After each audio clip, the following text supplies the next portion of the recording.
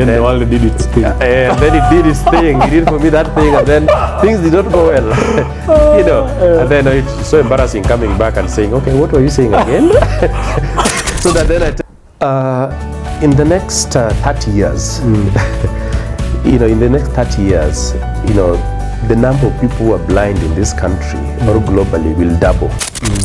Is how do we prevent blindness? Because we find some of the conditions, the eye disease that are blinding, can be prevented. Families have had issues, organizations, individuals. When there is no money alone, Who should men talk to? who should men talk to? I think man to man. I think men need to talk to because sometimes.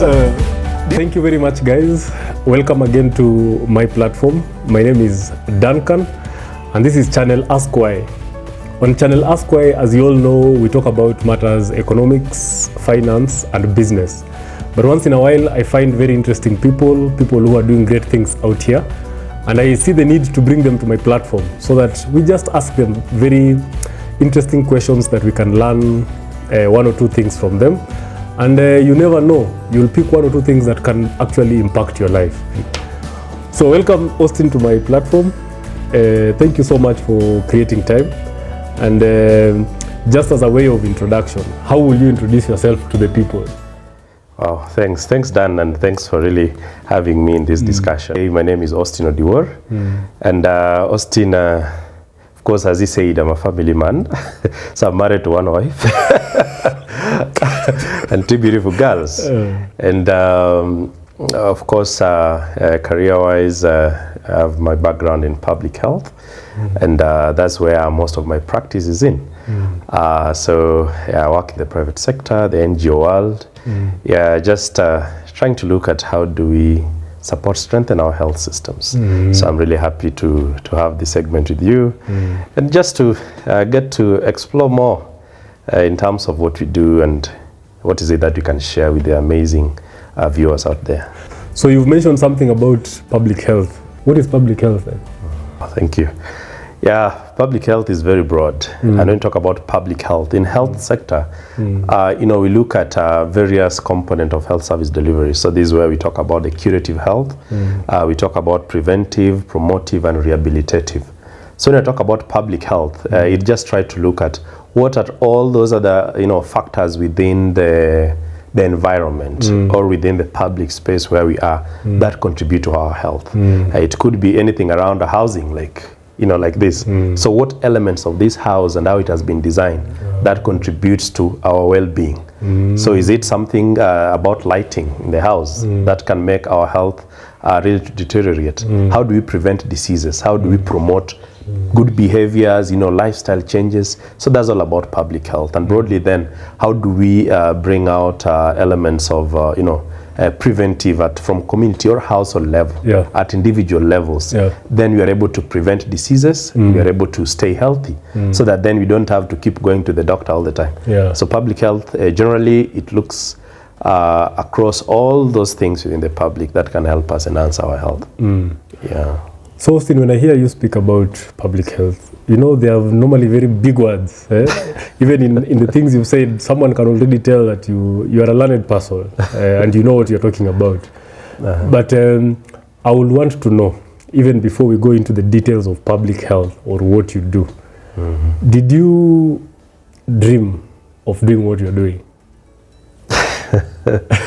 Dreams, when you're a little child, your dreams keep changing. Today you want to be a pilot, tomorrow you want to be something else. So I think I really want to get into the health space while growing up. Really? I used to see doctors when I am taken to the hospital. I could see them putting on the white robes, taking care of patients, and I think that was really my passion. But then as I continue growing up and just getting to understand health better, I was like, should I intervene, or should I go to that space that will enable me help people when they have already gotten diseases, or what is it that I can do to prevent some of these diseases? So it is something that I had from the onset, even in high school. So that's what led led me to choose this course. So you chose it while in high school. You selected it Yes. specifically. Yes. So you're among the few people who are actually living their dreams. Oh yes. Yeah, actually look at the impact that you have in health. Yeah. Among the many things that people in the health space are doing out there, and then you look at the immediate impact it have on families.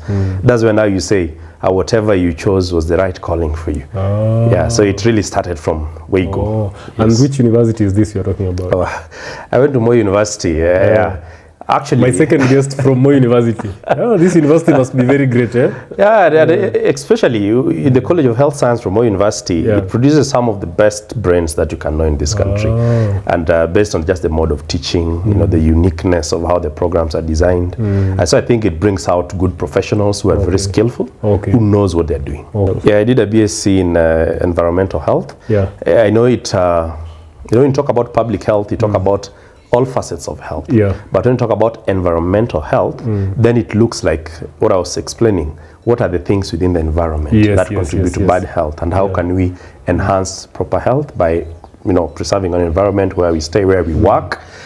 So that is it. So environmental health just focuses on, you know, disease prevention, health promotion, and rehabilitation. Yes. So was your school the typical? Was it a typical medical school or a science school where you're just a few of you, or you're like me? I went to the School of Economics, so we were like 600 people in one class. I know, you know, in Moi University, we have the College of Health Sciences. So within the College of Health Sciences, we have a number of courses from medicine, dentistry, nursing. You know, now we also have environmental health.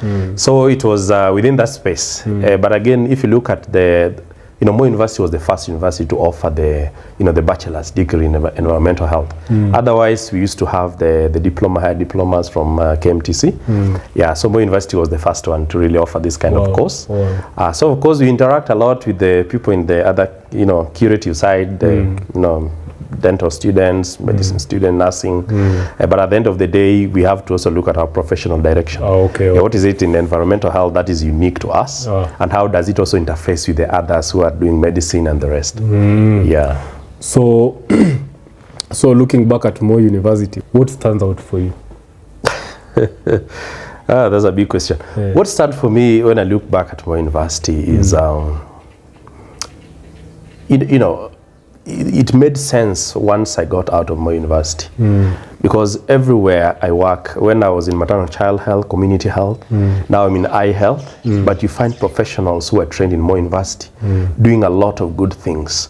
So what stood out for me is how it molded, you know, great leaders in the health space in this country. You know, some of these great institutions, NGOs, you see, health NGOs, they're headed by people from Moi University. And again, I think it's just that kind of a student life in Moi University. That was a bit, you know, it was diverse. It was not all about studying, but, you know, within that university you could do other things, you know, participate in community, you know, outreach activities, you do, you know, even in church. You see.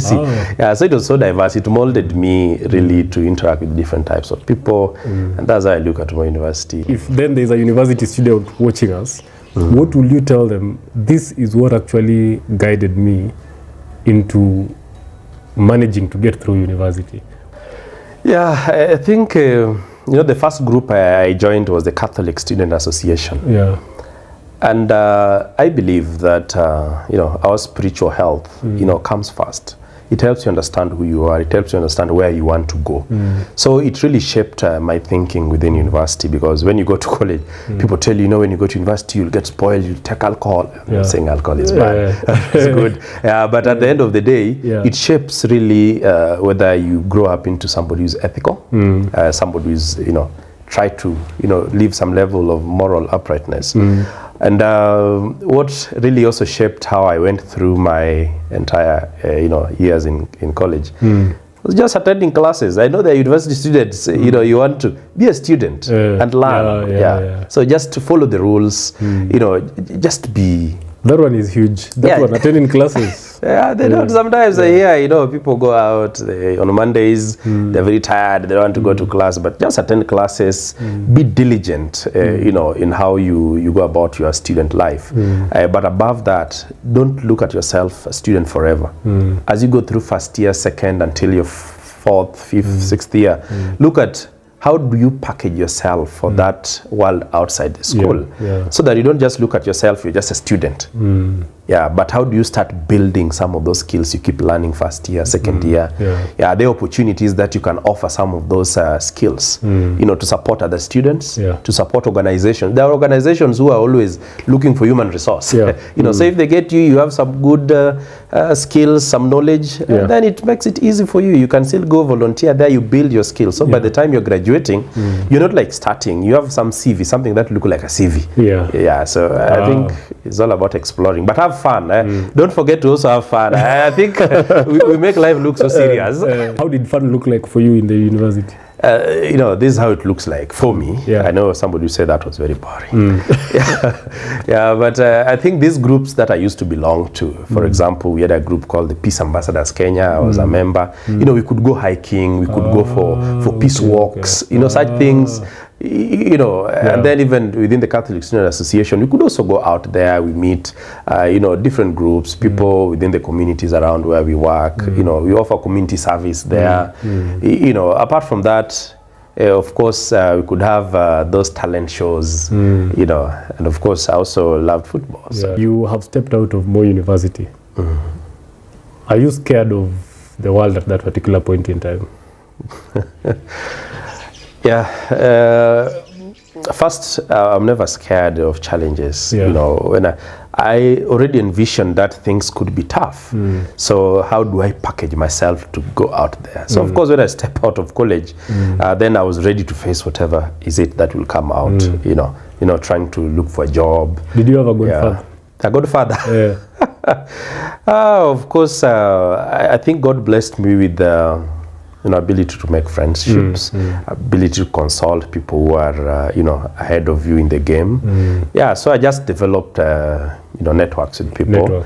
But I think what really also shaped me out of school, even while I was in school, is the work, the volunteer work I did at Kenya Red Cross. So I used to volunteer at Kenya Red Cross in Homa Bay, Kenya Red Cross in Eldoret. And volunteering to Kenya Red Cross, was it a complicated process, or you if you want to be part of it, you can just be part of it? Yes.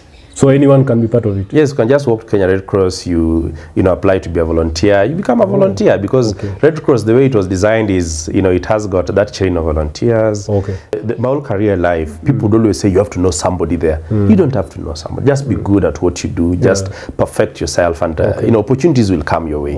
And then I think young people sometimes could get so much ahead of themselves. You know, it's like you're out of school and you want a job that pays. You feel you need that job. The world owes you something. My friend, it doesn't. You can always go and volunteer. Not even organizations. Just walk there. You say you want to volunteer. You be part of this. You know, then they'll give you a chance to learn and grow.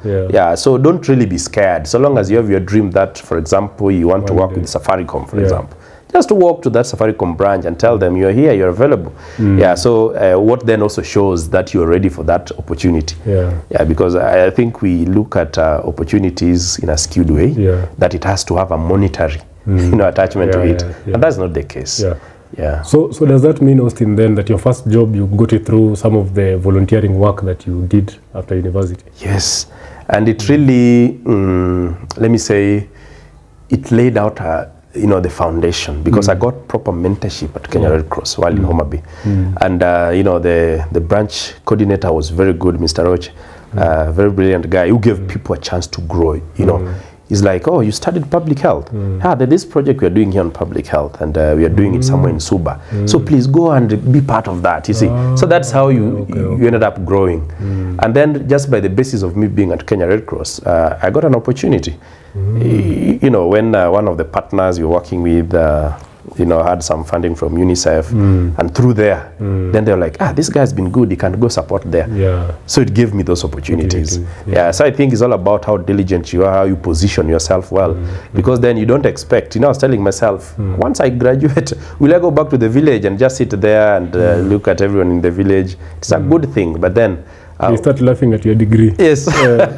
Yeah, but I really didn't look at it like that one because I still went back to Homa Bay, and that's where those opportunities came, you see. Okay, yeah, so I think there's always opportunities out there, and it doesn't have to be that you have to be even in a formal kind of an employment, or you have to go and volunteer in an organization. Sometimes you have skills. How does your day look like when you wake up and go to the office? Yeah, I think everyone has got different ways in which they start their day, their week.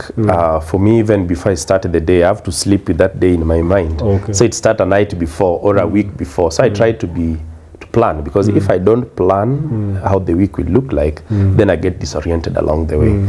So based on what I do currently, for instance, it involves of course, in eye health, I'm working with an organization that supports eye care, so that we ensure that people don't get blind. As in eyes. The eyes, yes. Okay. Yeah, with a vision of no one needlessly gets blind. So what I do there is, of course, we have health system strengthening programs and projects that we are implementing, and some of those are within my my portfolio. So of course, just to work with your team well, support your team to understand how the implementation plan looks like.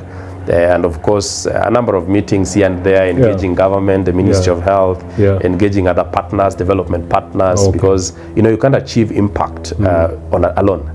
So we try to really enhance some strategic alliances across this sector, the health sector, and even outside health sector. So those are the things I have to always think around. I have to read because you don't expect that you want to have significant impact, or you want to engage people on an empty yes, you have to really feed your head. So I think for any professional, I think you have to create time to read, even if it is every day. Just create 1 hour, 30 minutes. And that thing has been a struggle for so many people. People just work and you become like a machine, but you're not refilling yourself so that you can become a real expert with full knowledge of what you're doing. Yeah. Yes, I agree with you. I think we just work and don't sit back to reflect. So I have those moments where I reflect. And you don't have to take a book and read. Of course you can read book. The more books you read, people who have made it in life, well, those we aspire to emulate. They tell you, they read 10 books in a week and all those. But sometimes I know our reading culture. You could go into YouTube. You have channels like your channel, where you can get very short, precise videos with content that can really help you to reflect about how going things. We have a lot of tools even in the internet that can really make your understanding of what you're doing on a day-to-day much easier. So that's how my life really looks like. Just working with the team, engaging partners, stakeholders, and of course government is our key stakeholder. So you have to know how to engage government at all levels, so that then you're able to bring sustainability to what I do. You've mentioned something, and since you're in the public health, we are the public, and we want to know. You've mentioned something about the eye. Yes. What is that thing you will want to tell people so that they can take care of their eyes better? In the next 30 years, in the next 30 years, the number of people who are blind in this country or globally will double. Meaning right now we have almost 300,000 people in this Kenya who are blind. In the next 20 to 30 years, that number will double. The way we are also living our lives, we are living longer, you see. We are living longer. Our life, expectancy has really improved, around 65, 67 years. So because we are living longer, and then we are predisposed to now a number of things, like our lifestyle changes, the kind of sedentary lifestyle we also live. So then we have a lot of conditions that catch up with us. So when I talk about the eye, of course, this is a disease that most of those eye diseases, those who are predisposed majorly are people who are the elderly. So as you continue aging, then the chances of you developing eye conditions are also high. So meaning all of that at any given time, we are people in waiting to get those eye diseases. So then the eye is, how do we prevent blindness? Because we find some of the conditions, the eye diseases that are blinding, can be prevented. Or if they cannot be prevented, there are interventions that can be done. Yeah, for example, the leading cause of blindness in this country and even globally in Africa is a disease called cataract. Cataract. Yes, so cataract is an eye disease. You see, when you have what you call the opacity of the eye, like you see somebody with some cloudy, you're not able to see. So that's called a cataract. And that thing, it can be, removed with a 20-minute surgery. And then you are good, you can see. And what causes it?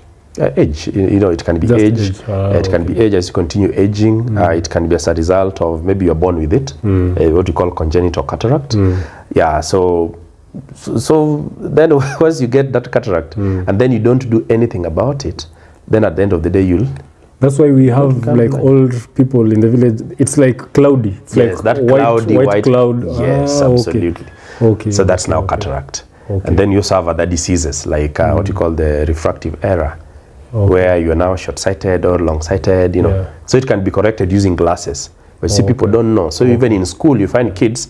The child cannot see the blackboard, so they are, they are not productive in class. They are not able to learn. They don't perform well. And then the teacher says, that one can move be taken. Forward or move back. Move forward or back. You see, yet this is a child who can be just given glasses, and then it enhances their vision, and then they are able to see. But see, we don't know that. And then some of them now will also take these children to special schools.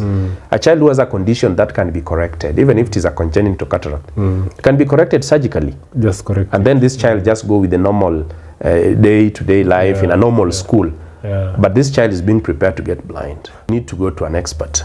So we have a lot of experts who will go do for you different assessments. They do for you screenings. They do diagnostics so that at the end of the day we know what is it. Is it short-sighted? Is it long-sighted? Is it any other condition which is not within that? Because we have other eye diseases. We have what we call diabetic retinopathy. That's a disease if you have diabetes. You help people with words. Repeat that word again. We say that diabetic patients, kama kuna ugonjwa ya sukari. So diabetic patients, if the blood sugar is not well controlled and managed well with the lifestyle changes, then has got chances of developing what you call diabetic retinopathy. You see, now that is the clinicians will tell you what do you mean retinopathy and all those. But at the end of the day, those are the people who are predisposed to this. And then we have other diseases like glaucoma. Those are also blinding conditions. Some of them, if they are not interventions early enough, then it can lead to permanent blindness. So that's why every time you don't assume it is normal, or you don't say, people tell older people, yet that older person has got a condition that can be sorted out and can, And is eye health expensive? Is it expensive to take care of your? I would say yes and no. Why? Because then people lack information. Because if you have NHIF, you can get eye care services in the nearby government hospital using your NHIF. So if I'm talking about cataract surgery, if you hear surgery, you get scared. You get scared. That could be expensive. No, it's not. In fact, if you get out of your pocket, you'll pay around 5,000 or 7,000. But the people cannot even afford a meal. Where will they get that 7,000? And that's where now we are saying that how do we leverage on the social insurance or the NHIF that we are having, so that using your NHIF, you can go to a public hospital, you get the expert. They're well-trained surgeons. One of the programs that we also do is a health financing program project. And one of the things that then speaks to what you're asking is around what we call a benefit package. There's always an essential benefit package for insurance. So that then you're told for eye surgery, your limit is 30,000. Of course, other surgeries will go up to 1 million and all that. But for the eye, they're very cheap. They're very cheap. So they are once they go into that benefit package, then you know that then you are able to get these services using your cover. But again, I think it's all about looking at the three, what I call the functional areas of a health financing system. It talks about revenue collection. So when you hear the president talk about we need to enroll into NHIF, and then once you enroll into NHIF, do you pay those premiums, those monthly premiums? I know there's the new social insurance, health insurance fund that has been created. Legislation is really, people will dig deeper into their pockets, to pay more. Those who are poor, then they also have a manageable package, but then the government will be paying for some of those, so long as you fall into the indigent space. Okay. So once the government pay for you, you can access the services. Okay. But then apart from that, then we also that's what we call risk pooling.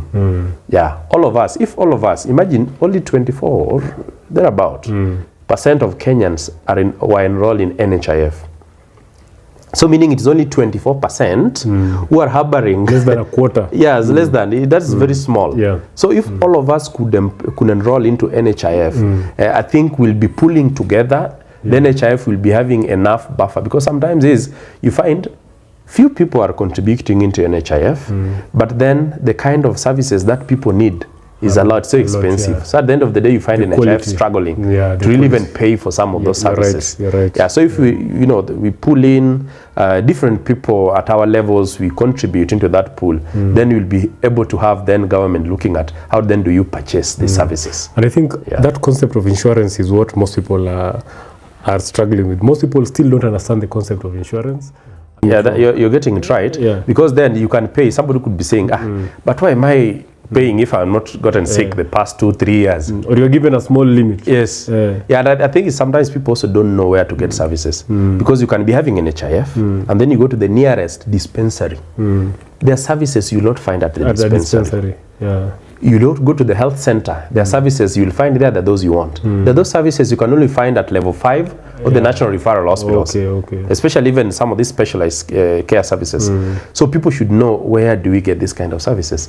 And I'm happy with what the government is also bringing up, this new concept of different funds, what we call primary health fund, so that then when you talk about primary health care, then within that space of primary, from community, this different package of care within those lower levels, even at the dispensary level. yes, so it can charge those funds. Okay. Yeah, but apart from that, then just to build autonomy of hospitals, so that hospitals are able to then collect these revenues, and then they retain these revenues, and then they reinvest them in services within these hospitals, and even to better them. Okay. Yeah, so it's one thing to contribute to NHIF, but it's just another thing for you to be able to purchase the services, so that then government is able to avail those quality services for you to get, so that then people don't start rushing into very expensive, maybe private. I'm not saying private is bad. They also complement the public sector. So Austine, I think this is very quality information, and there are so many people who will want to know. Please give our viewers maybe 2, 3, 4 just measures that they can take from an individual perspective to take care of their eyes. Yeah, one, at least try once a year. You do once or twice a year. You do an eye checkup. Just go to any hospital, government hospitals. We have ophthalmologists. We have ophthalmic clinical officers, ophthalmic nurses. We have what we call opticians, optometry. So there's cadres for eye health. So just go to the hospital, get checked. That's one. Another thing is let's adjust our lifestyles. Because if you want to prevent yourself from having, let's say, diabetic retinopathy, then you have to see how much do you avoid getting diabetes. So your lifestyle, our nutrition, you have to be fit mentally. So mental health also plays a very critical role in eye health. Apart from that, then you also look at physical fitness. How are we keeping fit, every day in our busy lives? So we also try to look at that. But again, broadly, we also have to to cover our bases in terms of do we invest? Are we having a way in which we can purchase health services? Because we can take care of ourselves, we can prevent ourselves. Like if you're working, another way of prevention, by the way, is those who are working. Like this year we were celebrating World Sight Day. So it was saying the theme was love your eyes at work. So if you're working in a place, in an industry, do you use, in a welding, do they use some of those goggles to protect their eyes? If you're working, let's say in a laboratory, are you able to also use some of those face shields? If you're working in a farm, you're mixing fertilizers and spraying, even some of the animals, are you able to use some of those protective devices? And our computers? Oh, how could I forget that? We sit long hours before our computers until we forget. So we are also advised that if you're using your laptop, you can use some of these, anti-glares, some of those, just to protect your that's some of that raise, long exposures. But we also say there are simple exercises you can do where if you sit before a computer for 20 minutes, you need to take a 20 seconds break and look at something called 20 meters away. So the 20-20-20. So you sit on your laptop for 20 minutes, take a 20 seconds break to look at something 20 meters away. So those are just exercises that also help, to prevent some of those, damages that these devices have on our eyes. Okay. So thank you so much, Austine, on that health class. I think I'm now better off than I came here. And I would like us to continue, but let's shift the gear slightly. Do you love money? Do I love money? That's a very nice question. Yes, of course. Sometimes I love money. Let me make it short. Yeah. Yes. What are your principles of money? And don't even give people the book values. Just from a very personal perspective. Yes. What are your principles of money? Yeah. Before I answer my principles on money, if I understand the word principles, how I look at money is how do I get it? I believe that there's nothing free, and as you always know, there's no free lunch. Someone buys it. So if in any case I have to, take care of my bills, I have to take care and have a quality life, then I need to have money. And how do I get this money? I have to work for it. So how do I work for this money? Either when I went to school, I got trained, I got a job, I have to work hard every day, knowing that at the end of the day, the services I offer needs to be rewarded. And apart from that, if I want to increase my pool of resources, because maybe the needs that we have, sometimes they may not fit within maybe the normal mainstream source of income. So then how do I broaden that so that I increase the streams of income that comes to me? So how I look at it, but then once it comes, then how do I disperse it? Before you even proceed, how easy is it to have many streams? Having many streams is not, I think it just needs discipline and focus. But again, it is not always easy. Because then if you're, employed formally, like I am, then, from 7 to 5, I have to deliver to my employer. Apart from that, then what do I do with the time after 5 in the evening? That's the time, and most of the time I think we sleep. We rest, we story, we have social hours, which is good. It enhances the quality of our life. But you see, whatever I do with my life after 5, when I leave my formally employed job, that will make a difference whether I'll be able to have a stream that I can do after that. So there are various things that people can do. I'm sure there are people who work 2 jobs, 3 jobs. There are people who have, their own businesses. There are people who have set up business empires. So I think it's all about discipline. Are you able to put your time into that? But I think sometimes you may also go beyond. Kenyans are also looking for jobs. So how are we able to create opportunities for others? Because I also look at, you can have many streams, but you don't have to be the only person there. Like now, I'm sure you are an expert in matters, economics and financing and all that.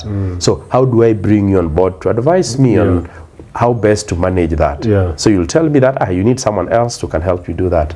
So how are you able to create opportunities for others? Then it will increases the kind of, the streams that come. But it's never always easy. And again, as we say, sometimes when you follow your passion, you do it consistently, then it will bring in something. It will reward you. It will bring that reward. And how has your perception of money changed? It has changed. It has changed. There are moments I was very, the first time you receive, for example, when I received my first salary, I was shocked because I did not imagine that I could be having that kind of money. So you go to a hotel, you even buy yourself some nice treats, some fish and ugali, and you're like, you even feel guilty. You're like, I'd not developed a relationship with money. You see, I even felt like, it is dangerous. You're not used to your own ugali and mboga. But it has changed over time, and I think it's shaped by, as your mind continue growing, responsibilities come your way, and you feel that there is a a better way you can optimally use your money, then now you don't misuse this into things that will not sometimes bring returns. So it has really changed. I look at it, if I have it, how do I invest it into something? Like I see, if I go, I use this for fun, a percentage of that I could have reinvested in my business, that other side, and then it brings in something. So that's how I look at money nowadays, that if I have it, what value will it bring if I hold it? But if I go and invest it into something, I know people invest money markets, bonds, and all those, but then there are also people who are not so good in business. So it's not their thing. But I think we just need to train our minds and just learn how do we build that kind of a relationship then. So it has really changed over time, and I look at it as a driver for me to achieve some of the things that I'd wanted in life. But then I also see how does it multiply. So that's how I look at it. Has money ever taught you a lesson? Hey, money has taught me. Okay, human beings have taught me a lesson with money. Let me say that. But money has taught me a lesson. You know, you can receive a lot of money. There's a time I did some work somewhere, and that's one of the consultancies. I did some training for some some organization. I got paid some good money, and I felt so rich, you see. But 2 months, 3 months down the line, there's nothing I could tell that I did with that money. It was good money, but I could not tell what I did with that. So that money really taught me that, hey, then money, it passes through your hands. So when it passes, if you don't handle it well, it will teach you very tough lessons. So money has taught me lessons. It has made me do things that otherwise I could not have done if I didn't have money. But I think it's all about my mindset with money. And just generally how I use it, how I plan around it. So just being a good planner and knowing these are a must, these are not so urgent, these ones can wait. So just planning yourself like that. I think having a plan is always better, so that whenever any money comes your way, or whenever any money leaves, it gets where it goes into.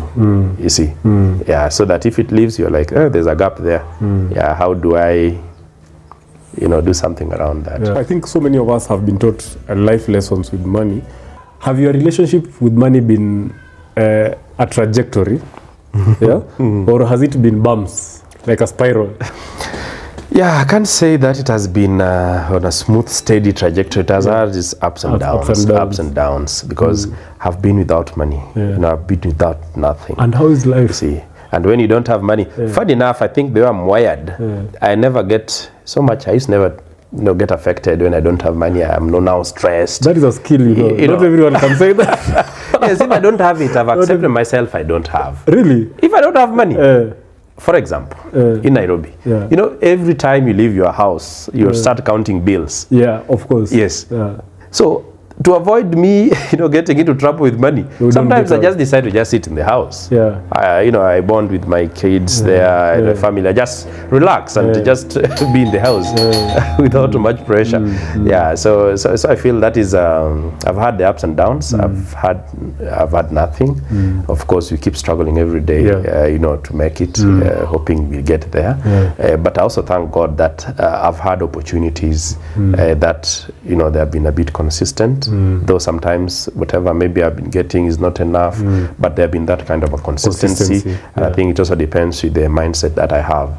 That I have to keep growing. I have to give myself opportunity to grow and become better.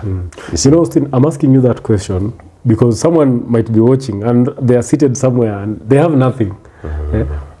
And they don't know how they'll even get the energy to sit in the house. Yes.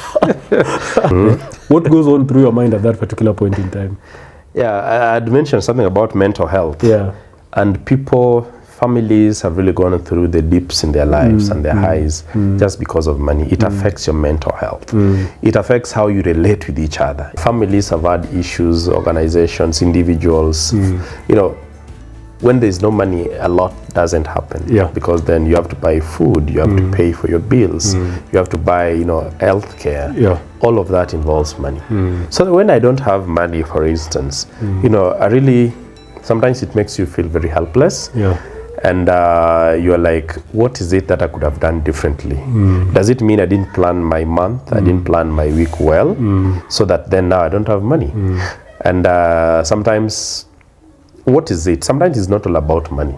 Because sometimes, like, I don't have money, can just be fine. I mean, I'm just okay. But now the problems start coming when now you can't buy food, you can't pay your rent. Now that's where the problem comes. Yeah. And then what is it then that I could have done differently when I had the money? Meaning I have to push myself more, I have to work extra hard, I have to look for opportunities, I have to be very meticulous in my planning, so that then I'm able to sort other things, so that even at a time when I don't have money, but the basics and all that I need, I already have them. Otherwise, sometimes emergencies also come in life. So I think people need to, all of us, I think we need to go through this, this something like a personal financial planning. It really helps because you realize today you have a lot of money, tomorrow you don't have it and you're struggling. And I always say, and it's always said, that even those who are salaried, those who are in formal employment, we are always one decision away.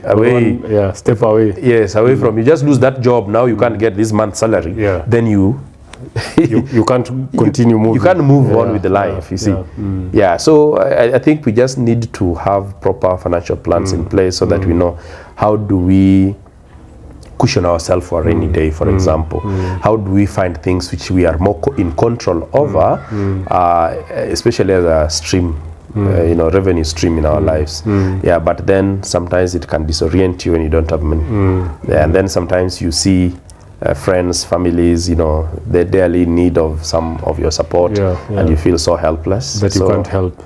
So not having money is not a good place to be. But then it's all about what is that money attached to. So once you know what is attached to it, you know your financial priorities and how best to plan yourself. I'm sure you can find a way to go about that. But it's all about communicating. I think in families, let me just speak about families. Sometimes we don't communicate, you see. You feel like you're the man, you have to provide. And the family have known you provide. But this time, maybe you've lost your job or something, some deal, something did not go right. So here you are, you have not told your family, you have not told people around you that you're not able to sort this. How do we readjust our plans, our priorities based on that? So if you don't communicate, you'd be dying inside. Like men, we rarely talk.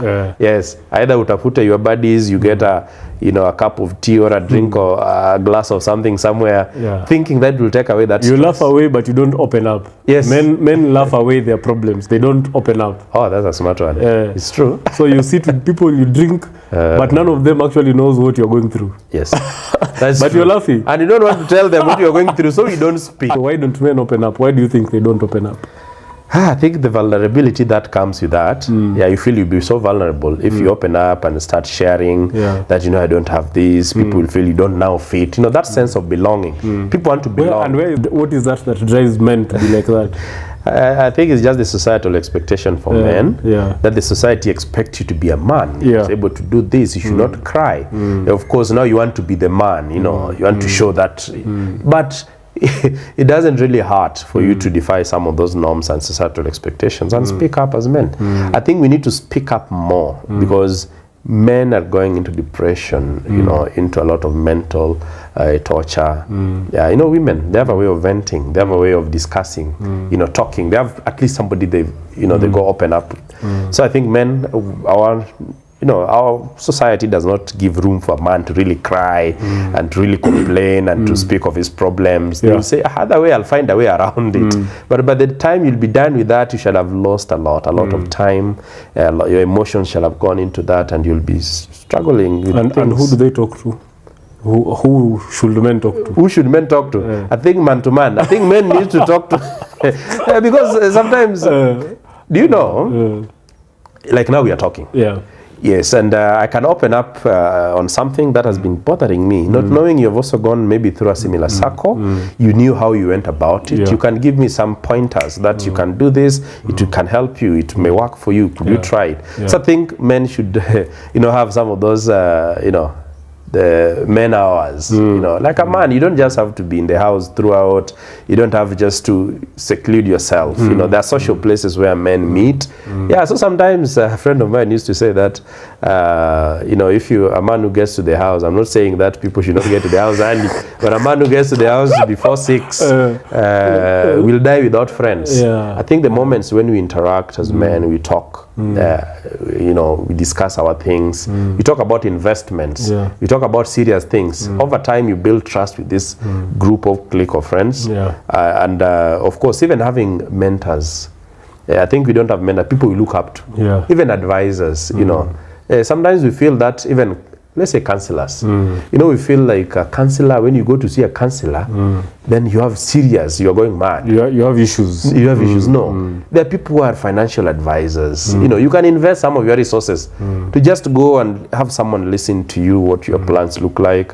They will help mirror you and focuses you on some of the best practices that you can take as a man or as an individual, really a professional, a young person, a father, a husband, and all those titles that men have. Yeah. So I think there are support systems that could be built up, but naturally in our society we really don't have the support system, and we feel you are weak if you come out to speak about some of the challenges you face as a man. Yeah. What will you encourage a society out there about the single life, the life in a family? Yeah.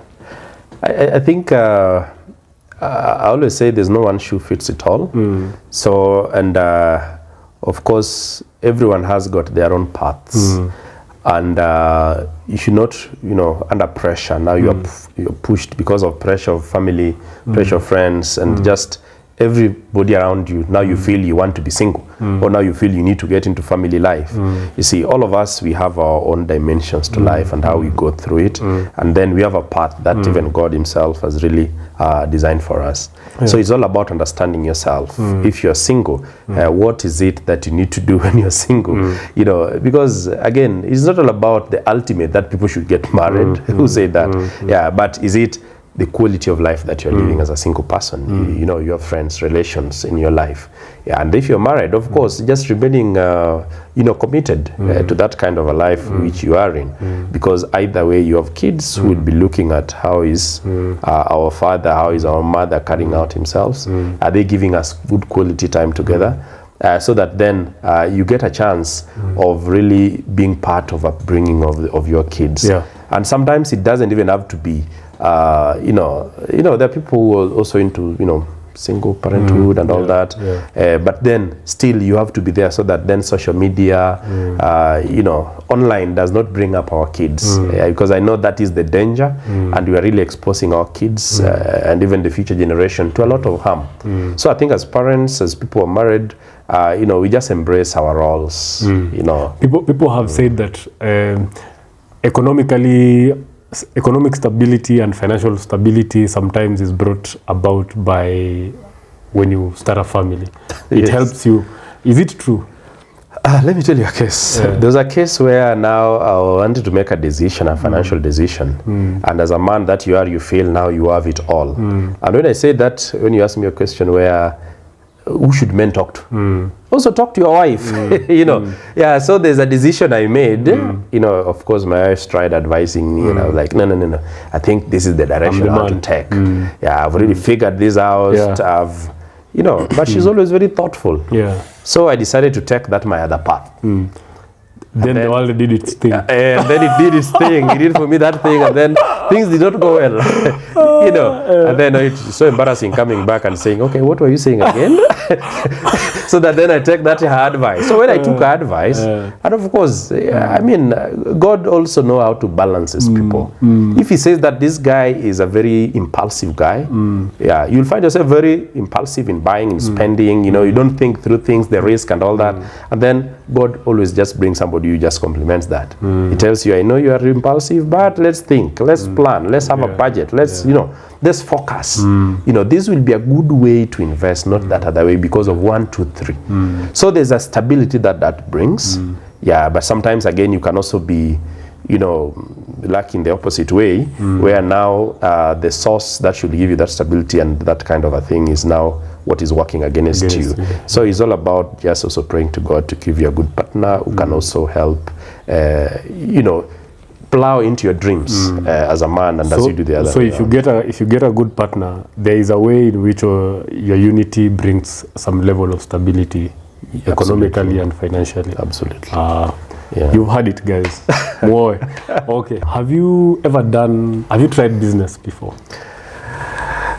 Yeah, I've tried business. I'm currently doing some business. And it's taught me a lot of things. I think growing up, I never grew up in that environment that would expose me to business. So I did not know what business is like. But I think as, the demands of life and even just living in this Nairobi teaches you that, man, you have to do something. Because there are moments you don't have a job. What can I do? So when I realized that there are kind of business that I can put my hands on, so I've tried a little of some of those businesses. Not so many. I opened some consultancy, a leadership and management consulting firm. And it has taught me a lot. Because then sometimes you don't have business, sometimes you get, but at the end of the day, what happens on those low moments when business is not doing well? So I said, okay, if I'm offering services, consulting services, and COVID comes and I'm not now able to operate normally, how do I iterate? How do I change my approach to things? I've also tried even hawking goods, let me say, but in a professional way. So I've tried business. I'm currently also doing something around healthcare, pharmaceutical, that space, and it has a lot of potential. It has taught me also a lot. The more you are able to solve people's problems, the more it gives you business opportunities. So if you see there's a problem in the neighborhood where you are in your society and you bring a solution to that problem, then it brings in money. So I've tried some of those and I'm still trying, and just trying to see how do I build that stability, and just trying to balance my work and this other source of mainstream of income. Someone who is torn between the two, between getting an employment and business, what kind of advice can you give those type of people? Understand yourself. Just know what could work best for you. Just doing a proper, just when I mentioned you need to get some counselor, somebody, not even a counselor, an expert who can help you discover who you really are. Because there are people who have taken money into businesses and it has gone down the drains. They have reinvented themselves back, it has gone down the drains. Does it mean there's something you're not getting right? Or is it just not your thing? You don't need to have even a business acumen for you to run a business. There are people who have been trained as business managers. When I was doing my strategic management training, sometimes you don't have to know it all. But so long as this is the direction you want to go, and then you have invested into getting the right advice on how to go about it. You can employ people who can do it. But then don't also look at those big businesses. You can do very small businesses, just sorting that grocery demand within your neighborhood. Then it brings you that. But again, if it doesn't work for you, you have tried, just focus on your employment, look for jobs, deliver there. People still need services either way. So if you can get employed, well and good. If it works for you, well and good. If employment doesn't work for you, it takes a lot of your time, but you feel you're so creative, you can turn even your talent into money, then walk into it. Because it will give you more. And the more effort you give into it, even your place of work, if you work extra hard, you'll get promotion. Promotion will come and with a package attached to it. The same way with your business. If you have extra hard, extra hours, you put more effort, it will bring you returns. So let everyone just understand themselves, who they are, but just draw a plan for your life. But also don't fear trying. I mean, just try it. You never know. Just try. You never know. Maybe that's where you'll discover yourself. Because there are people who have been modeled to provide solution to others. You can come today, I provide you consultancy on how best to run a successful business. But you can't run it I give you all the tools, you do until it's successful. You come with problems, I tell you this is how you can approach it, you do it, and then it works. And then you pay me for that service. So this is now my kind of business. But if you tell me to do a similar business, it won't. I will not. So just understand yourself. Thank you very much, Austine. Thank you. And viewers, even if it is not for you, but for myself, I've really gained a lot of insight. You are a man of very wise words. And maybe you don't know, but I have experienced it. I've been very silent. I'm never this silent when listening to people.